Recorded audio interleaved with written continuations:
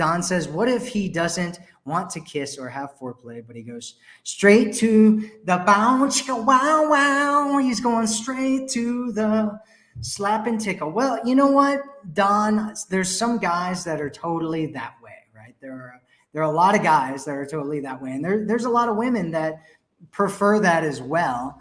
And so I don't know. You have to, one, you can talk about other things and like kissing, right? And you can kind of frame it and set it into certain frames, like, oh, it's so like, it's really hot.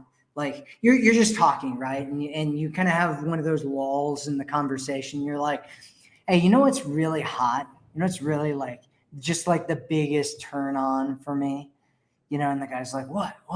And you're like, oh, just like really passionate kissing. Like when a guy like makes sure that he just like kisses me like really well, just spends a couple minutes kissing me, just comes up, maybe kisses me on the back of the neck and comes over and we're just like having this hot, passionate, sexy makeout session. We're just like, maybe you don't want to get that detailed in your graphics. I'm super kind of like, I don't know what you want to call it, like movement oriented or whatever.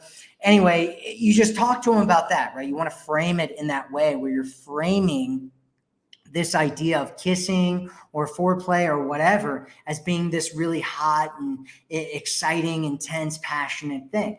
And he may start doing it, he may not.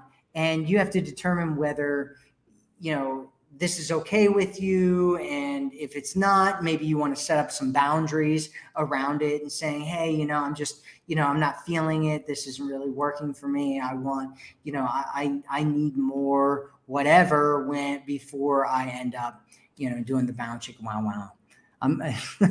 I avoid some of like saying certain words just because it gets videos demonetized and stuff like that. So I hope you get what I'm talking about there, Don.